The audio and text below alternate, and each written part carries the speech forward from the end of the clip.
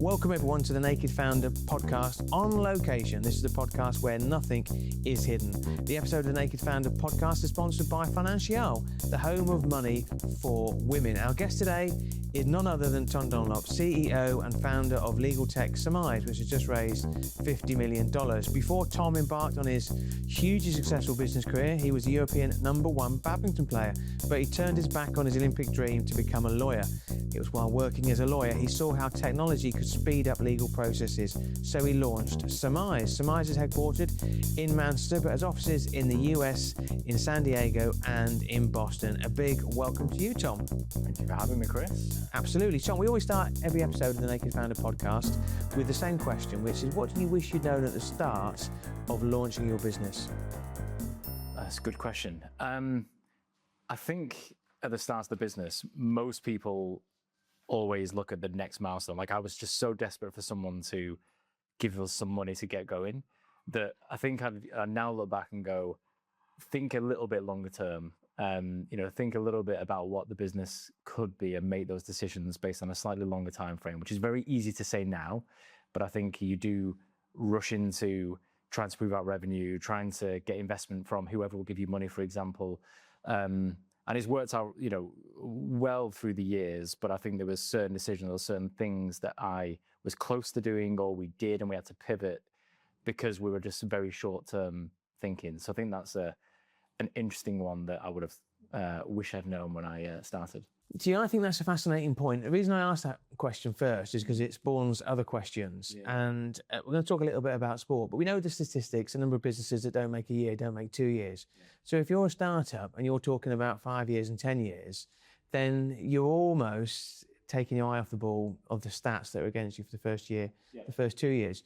And you can relate that to sport as well. So you look at Man United and Alex Ferguson. Alex Ferguson took over the hot seat at Old Trafford, but he was recognising actually they needed to invest in young players, they needed to invest in their training facilities, even if the results short term weren't great. Yeah. And obviously, it was touch and go whether he was going to lose his job, but everybody knows the class of '92 and everything that happened in the 26 years that followed as well. Yeah. But businesses are sometimes, by their very nature, short-termist, and they look to the short term. You're 38 now, you set Summize up in 2018? Yeah, 2018, 2019. Yeah, so if you could do it again, you would be thinking, what, 5 years, 10 years? I think it's just a little bit more around, like, it's more directionally you're going in the right place. So I, like, even just the basics of what the product did, I was more concerned about, can anyone buy it? Will anyone give us money for this product? Whereas, actually, if I put a bit more thought into, well, in 5 years' time, what type of product do you want to be? Who's the likely customer? Like, where could the product go? Which, if I was honest with myself, I probably knew the answer to that at that time.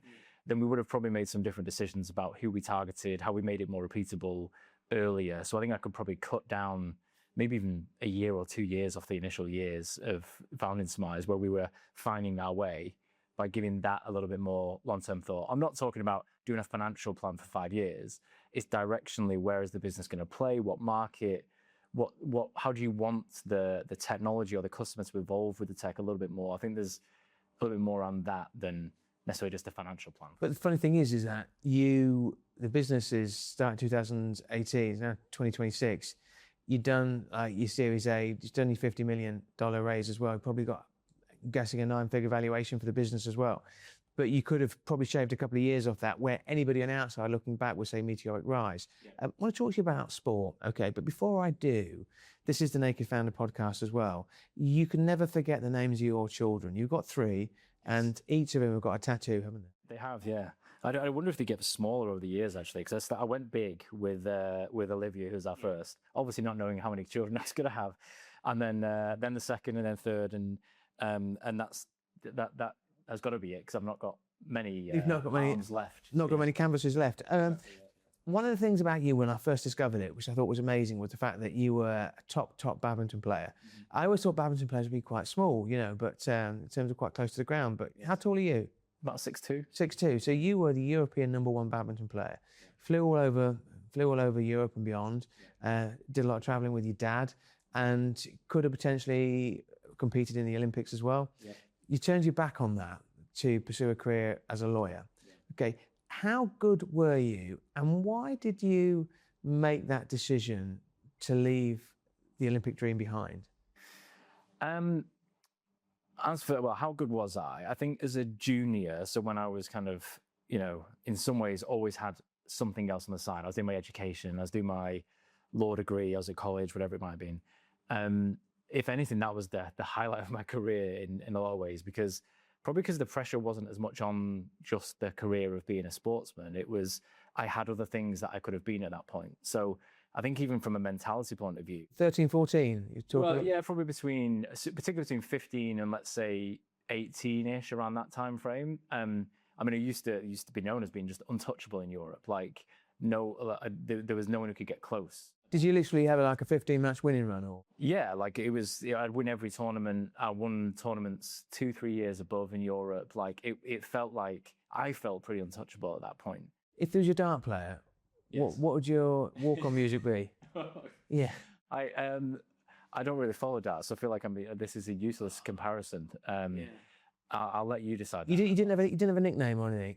Do you know what? The one I did have, which was quite funny at the time, and you've just reminded me of it. I played for Geneva, so after I kind of quit Gribben, and they used to call me the Killer.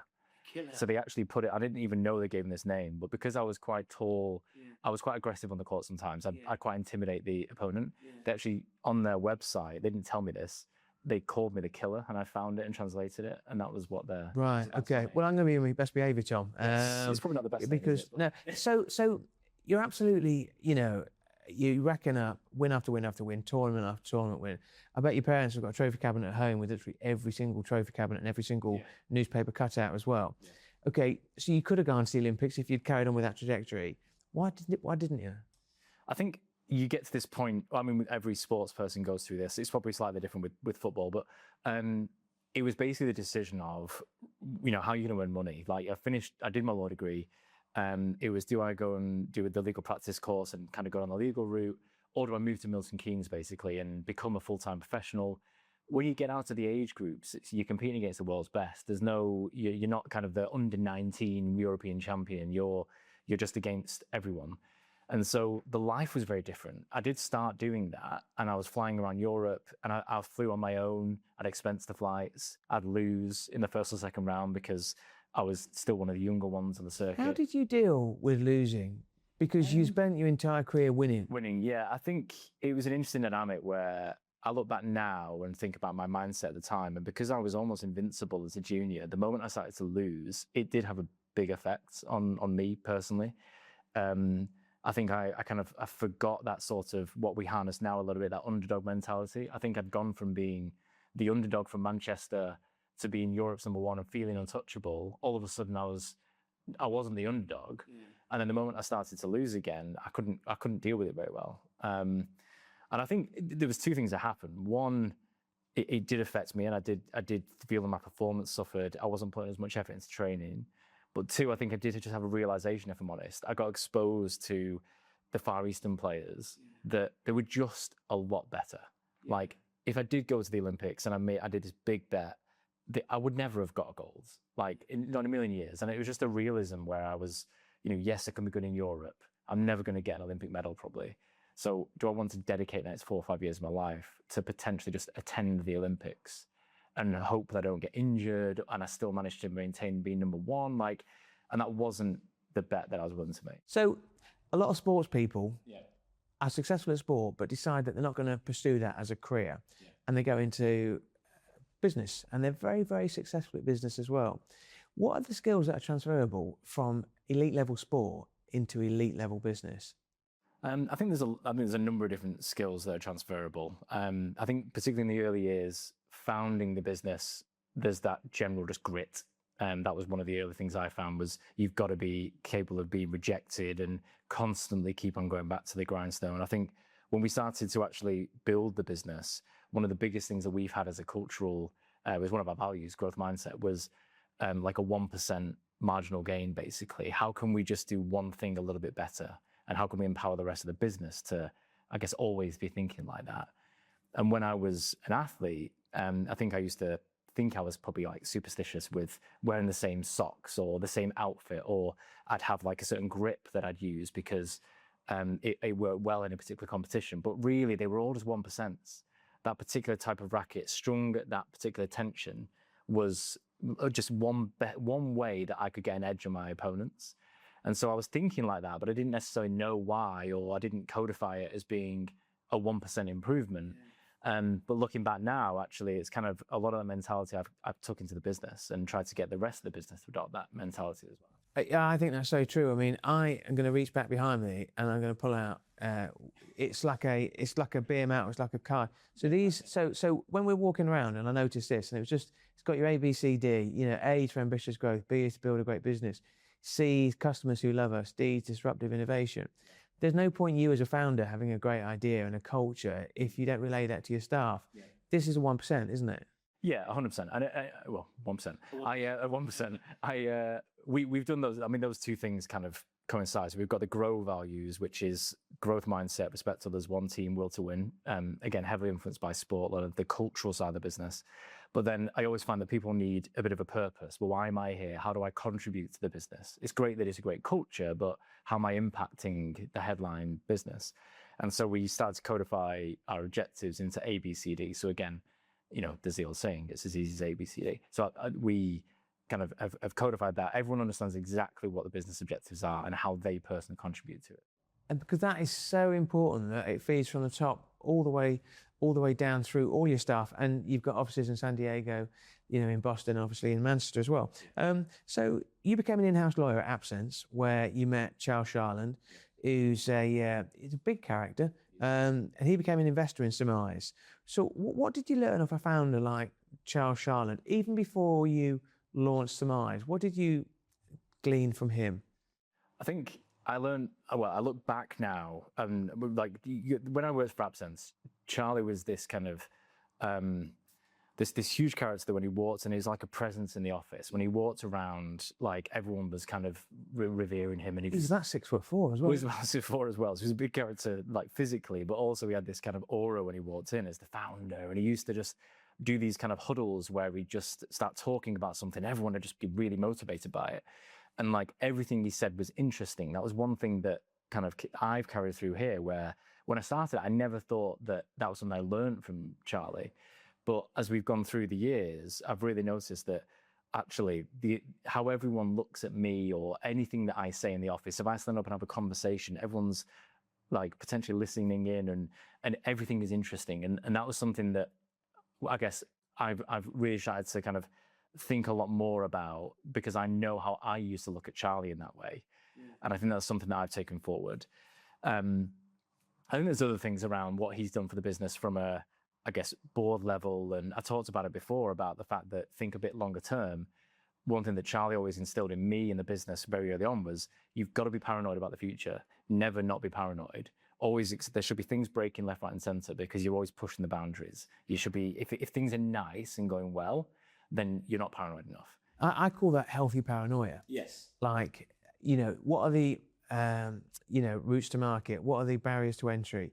Yeah. Could somebody offer what you do cheaper? Yeah. Obviously, AI it's not coming up, you know, in the fast lane. It's ahead of us already. You know, Summize headquarters. Yes. And within Summize headquarters is a machine. Yes, the most important. The most important. The reason you raised that 50 million US early this year, it's all gone on this machine. Yes. Yeah. Let's take a look at the machine. So we have this machine in every office now. The bevy machine. The bevy machine. We've wasted all of our investment onto this machine. In my day, a bevy. Well, this is the confusing thing in it. It doesn't translate as well in the UK. Yeah, but within this machine, you can choose your, I guess whether it's cold, sparkling, choose multiple different flavors. I feel like I'm on commission here for this. And then you can even add vitamins and electrolytes and customize your own water. So just in terms of, I mean, because the idea of a water cooler. Yes. You know, that's what this is, but for the modern generation. Yes. You know. I believe it's cheaper than a water cooler, you know. Is it? Yeah. But the team love it. The team love it. And do you know, these little things like this, though, that because we have it in every office, culturally, like, you come to know what to expect when you go to Summize's office. So there's little things like this dotted around there. Because you used to be able to, of course, you used to be able to, like, there'd be you used to get tins of beer and get cans of beer and Coke. Oh, like draft and things like that as well. Yeah. That's almost become like boring now. Yeah. So this fascinates me. This Yes. here is the elevator pitch. So everyone's got an elevator pitch. Yes. Right. Okay. This isn't a lift, is it? This is a room that's made to look like an elevator. Well, I believe this was the old elevator shaft for the building, and so it is like I don't know how it goes down, but every floor has this same thing. But it has the original. I think these are still the original doors. The problem with that is though that it's completely not soundproof at all, so it's pretty useless as a demo booth. But it looks great. Do you remember your elevator pitch? Oh, well, I guess back in the day it was very much. It's quite simple. It was summarizes contracts in seconds. I mean, that was like the headline pitch. It was pretty. That is a good short. It's a good elevator pitch. Yes. Now, if we come around here, Yeah. we talk about this one team mentality. So you've got 3 offices. Yep. Obviously, Manchester, San Diego, and Boston as well. Yep. This board that you've got. Yeah. If I was in one of your other offices, I would see that same board, that same information right now. Yes. Yeah. Exactly. What does it show? It's a range of things. I think we have. I mean, even got an inspiring quote there. But I think we alternate between like information about upcoming events that's on there. We have both external and internal events across all offices. So there's calendars that show up. We have our Grow Awards, speaking of our values, which again, the winners of each quarter get flashed up. And we also have, let's say, things like recent customer wins. We have shout outs for teams. So if there's a particular team that, recently our legal engineering team did a particular milestone in terms of the task they did, that gets shown up. So it's really just a share. So everyone's seeing the same type of, I guess, information across Have all. you just won Southampton? Yes, Southampton was a recent win, yeah. Okay, and obviously Vasori, one on. Sorry, yeah. Absolutely. Yeah. But that's just trying to create a culture. You mentioned about awards. You give £1,000 every month, don't you, to the person or the team member who comes up with the best idea that improves the business. Yes, very much linked to the kind of 1% marginal gains. So it's very much the growth mindset value. So we basically say to anyone, deliberately think of small things in your team that can improve. Can we automate an email? Can we incorporate a bit of tech that's slightly better? Someone did, some of the marketing did an AI for voiceover for video, which saved us so much time on creating videos. So it's all at like 1%. So a lot of them don't have costs associated with it, but we literally pay people to come up with these ideas, which enforces that culture. A lot of tech companies have got the office dog. Yes. You have got a nameless giraffe. A nameless giraffe. It's not even got any stripes or spots on it, has it? No, and we never wanted. So the interesting about this, in our last office, it was called the Treehouse because we had a duplex office with a treehouse that went through the middle. And so the designer that came on just saw this giraffe and felt compelled that we needed it, and it's kind of become a little bit of a. Got no eyes. It's got no eyes. It's got no name, no stripes. Can you sit on it? Yeah, you can sit on it. Yeah, you can sit on it. Do you want to sit on it? To be honest with you, I think this giraffe's got enough going against it without me. You've lost a lot of weight, Chris. Well, I lost a kilo, so I'm sitting in it. And this here, finally, okay. Because you see a lot of these motivational messages painted on walls. Yes, it's a very cliche. Yeah. About that as well. So, will to win, will to grow. Just explain what you've got the obligatory clocks on the side as well. I know, yeah, but they're not even tell the right time right now, so we'll. But they look impressive. Yes. Okay, you've got the symbol. You've got the wall. Just explain that. Yeah, so these have all kind of evolved with us over time. So when we first started in the small office with like 3 or 4 of us, we got this really almost like novelty-sized gong, so that any deal, because it's such a big moment, and we'd make a really big thing. We'd all gather around it, and so even though, if I'm honest, now because deals are so regular, they don't necessarily do it as much, but in every office we have a gong for that reason. It's just been something that's built up culturally. Obviously, the 3 different offices, 3 different time zones. We did this with Boston because actually people just couldn't work out the time difference. So in every office we have the clocks with all the different time zones on as well. And in the Grow Wall, we had one in the last office that was obviously, again, it is. I mean, everyone knows them, so that you don't necessarily need it on the wall. But we've now took this. This was hand painted. But we now made that into a mural that we're now putting in the other 2 offices as well. So again, it's just creating consistency across the different offices of these little like kind of cultural things that kind of knit us together, really. Listen, thanks very much for your time. Of course. Joyce, cheers, Chris. Okay, so you're at AppSense and you also work for Zuto as well. Okay, the idea for Summize, the way I always explained it was this, is and I've got this just moving house. You get this weighty contract, and it's got a load of like indices in there and stuff like that. And you're just trying to find the line that's really interesting. By selling a company, that contract can be this big, okay, and you're looking for that one line that could cause you a problem or not. And you recognise that actually you having to go with a highlighter, go through it with your trained legal brain, and you thought technology must be able to change that. And that's how Summize was born.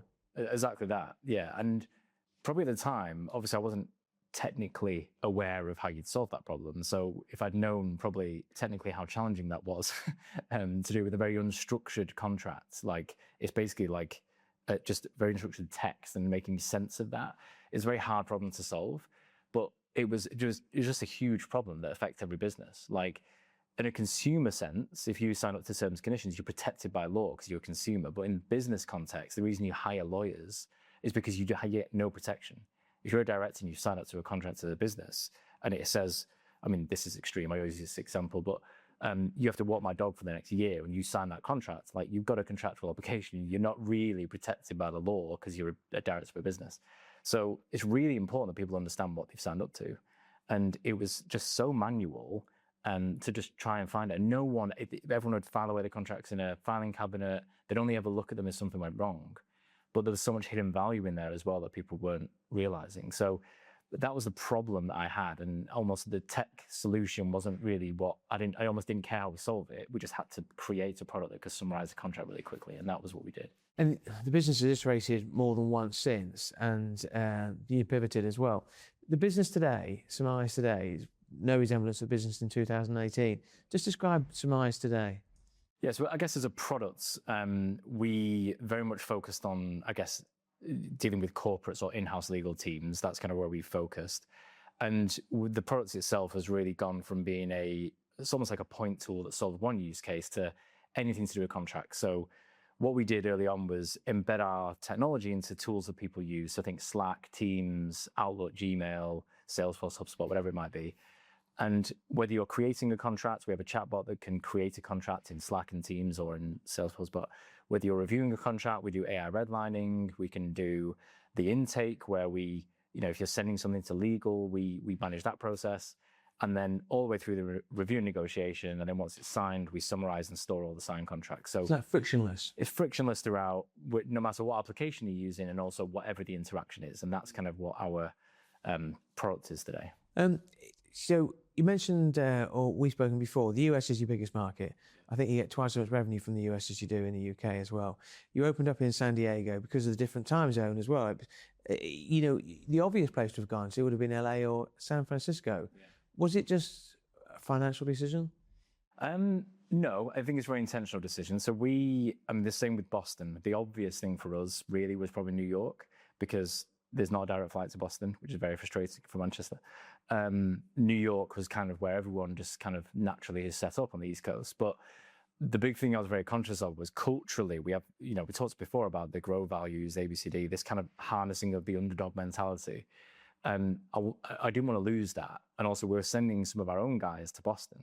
So we chose that city because it felt culturally very similar to Manchester. It felt like everyone shared values, shared beliefs. There was kind of culturally, they walk off a plane and they feel like they're in Manchester. That's kind of why we did Boston. So when we look to the West Coast, don't get me wrong, there's very few places that feel like Manchester in California or anything. But San Francisco was very, very engineering heavy. It was all about, it's hugely expensive, yes, but it was more about, there was this kind of, not an arrogance, but it was a different culture in San Francisco than it is anywhere else. LA, very media heavy, entertainment heavy. San Diego was this kind of, almost like the little brother, little sister to those cities, that had a tech scene and biotech as well, and which is good for sales. So there was a number of different reasons why we chose San Diego over financial, and a lot of it actually boils down to the cultural values that we want to maintain as we build a global business.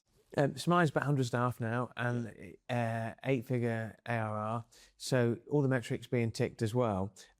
Your funding story is fascinating in terms of pre-seed, seed, Series A, Series B as well. And we're talking about resilience in sport, and I think you've done about 250 pitches and you've got 4 rounds of investment. So not every pitch has worked, clearly. Yes. The numbers are always going to be against you.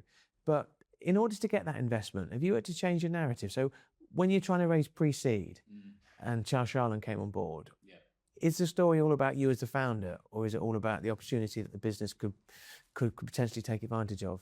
It's both. And I think you don't realize it at the time. I think a lot of the, and I look at some, I've had friends who are raising pre-seed or seed, and they send me a deck, and it's all about this really meticulous business plan, and it's all about what we'll do, why, and these partnerships. And really at that stage, it is all about, is the person that you're going to back, do you believe that they have the right characteristics to push through all the challenges they're going to have?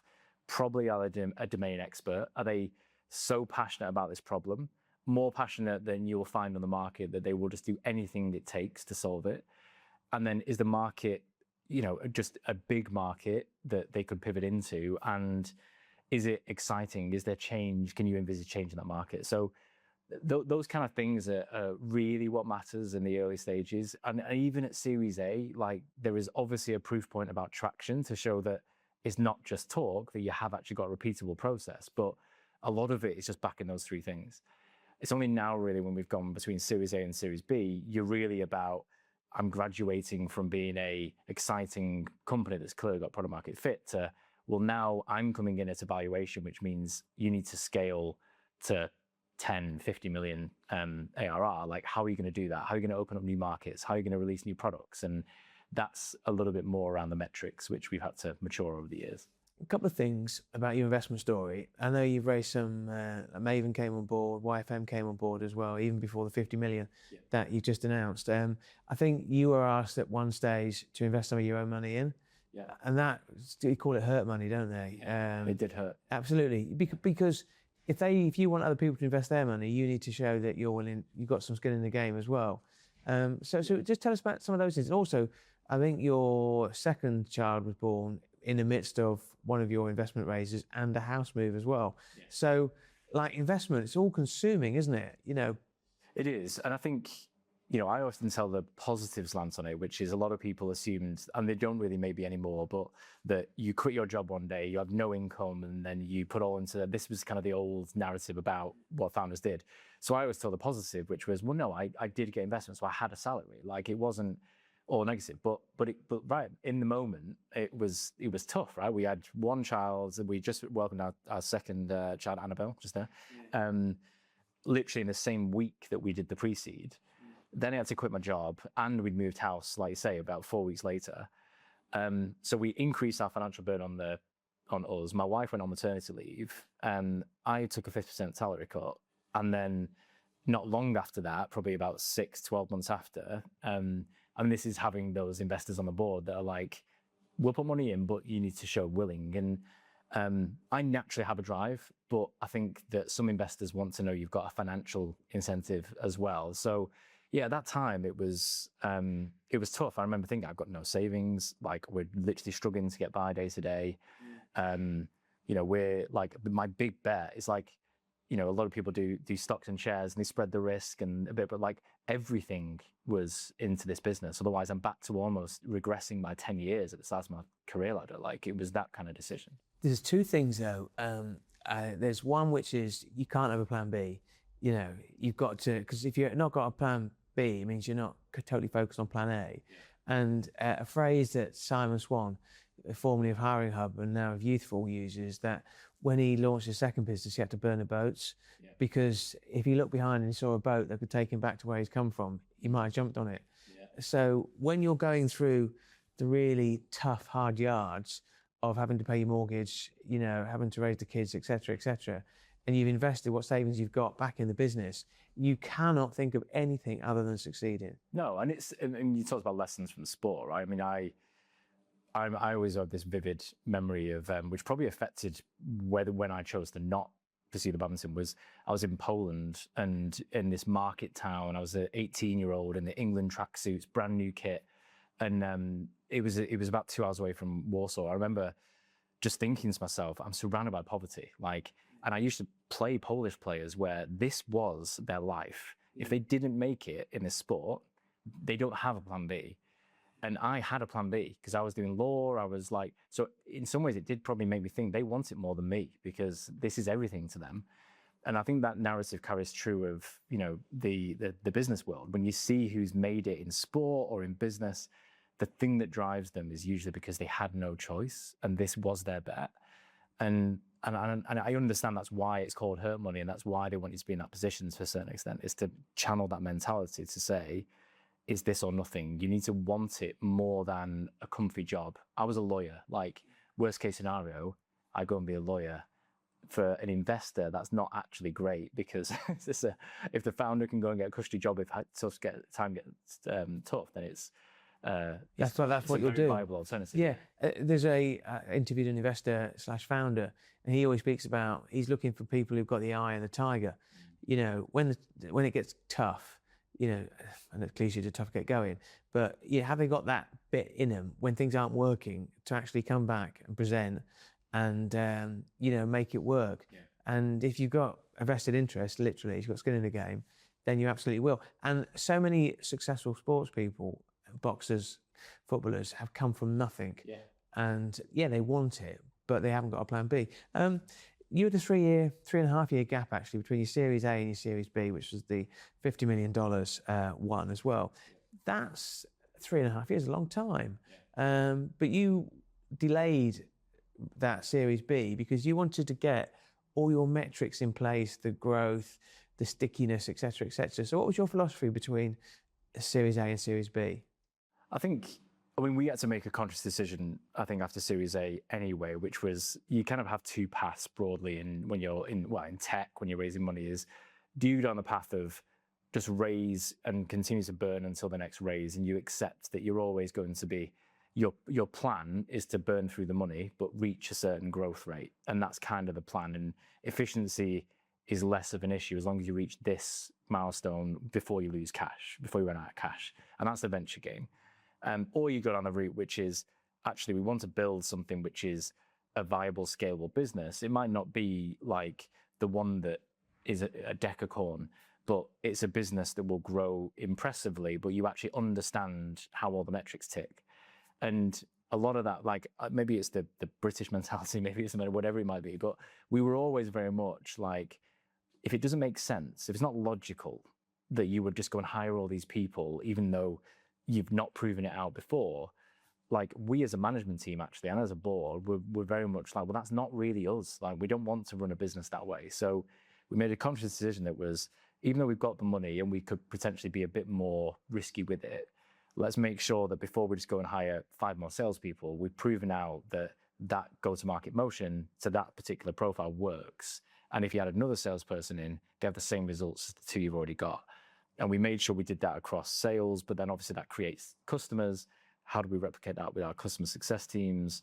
Even in products, can we ship the features as the product grows? Can we support the support tickets? You have to look at everything almost in isolation and understand if we were to, everyone used to talk about this, if we were to 10x, like, how would the business react?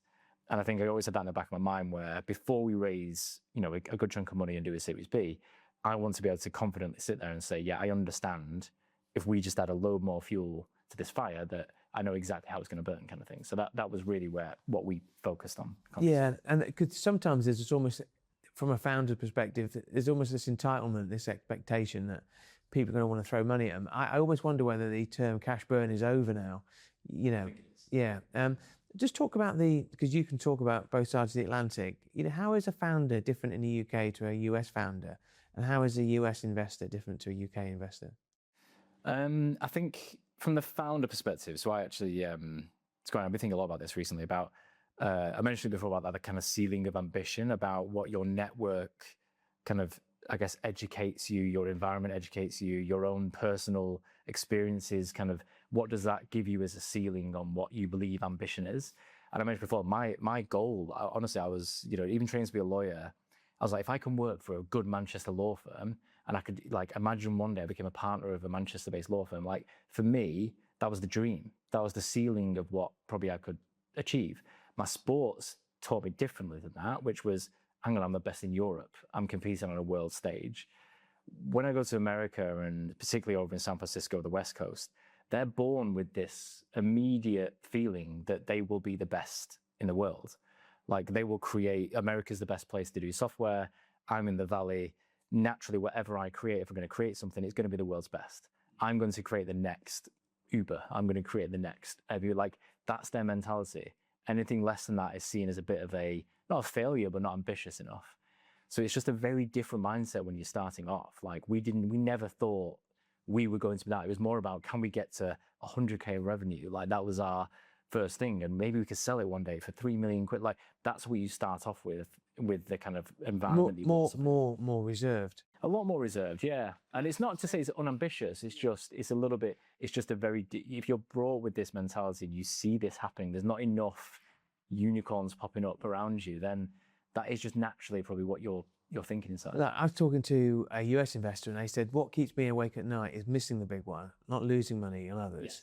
And that's your experience. Yeah, I mean, I would say about raising money is two things. Like, initially, you got to treat it like an insurance, because from a I guess, investment perspective, they're investing other people's money. So they're going to tick a lot of boxes to see, are we covered from an insurance point of view, risk? The next thing is, how excited are we about the business, which will ultimately drive the valuation and how much money they put in. In the US, they massively over-engineer to the story, and risk is almost seen as secondary because they've got so many proof points that they're willing to take it. In the UK, it's all about the tick box. You can tell by the questions they ask. The US, they ask about the size of the market. Could you do this though? Could you do this? What if you added 50 more salespeople? Whereas the UK is, well, if you didn't hit that, what would you do? How could you cut costs there and do this? And the questions all drive the mentality, and that is just the biggest difference. Yeah, no, and I get that, and I've seen it myself actually. In terms of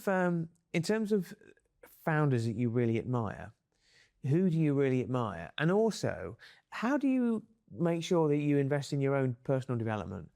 I mean, I don't know if you read books, listen to podcasts, speak to other mentors. So who do you admire, and how do you continue to improve as a person, as a business leader, as a founder? I think I've gone through various phases. So obviously, right in the early days, obviously a big influence on me was Charlie. Like, being honest, he was a really big influence, and someone I admired and still do admire for various reasons. That, back in the late 90s, early 2000s, created a software company in Manchester that was a global player that reached like 9 figures in revenue. Like, this is quite unusual to get that type of business, and it wasn't replicated for a long time after that in terms of software. So it's a great story, and that was definitely someone I admired. In terms of how I learn, I used to spend a lot of time listening to podcasts, listening to all the US podcasts, almost this mythical region of Silicon Valley, and then I actually worked for Silicon Valley company, went out there and realized they're just people, just with different ambitions. I actually now I try and get a small viable network that I treat almost as like which is other founders in the Northwest or in the UK that are going through similar kind of scale-up journeys, that you can probably have a little bit more of an open conversation with, more of like a counseling session with. I feel like that's something which is important. But then in terms of ambition, I've actually kind of trusted my own gut a lot more than just be led by what podcasts say or what competitors are doing. I think at the start, you're so influenced by external factors that might drive where the company goes. And I've massively changed my mentality on that, where to be honest with you, it's all just noise. I've got my vision. I know exactly what we need to do. I can understand what the market is doing or what people are saying, but I can textualize it in my direction about what I'm going to do. But that's good, that is, because you can hear some of that, those opinions, and you can sort of process it yourself, and then you can come out with your version forward. Yeah. But you see sometimes with politicians, they hear something and they change direction.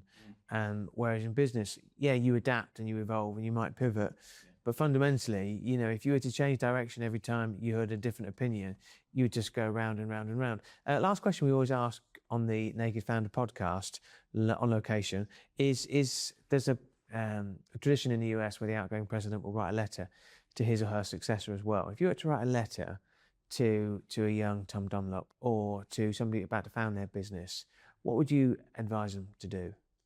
I think first thing is probably just make sure that you deliberately create a viable network, coming back to that point, both from probably getting, I stumbled upon some of this stuff, but I think getting high quality angels or people who've been there and done it before is a game changer for when you're founding a business. And having a network that you can just ask questions of, kind of confide in is so valuable. Whereas I was very sort of like, maybe it's the singles player in me from badminton. I was very much focused on me, probably in the early days, and didn't want external opinion.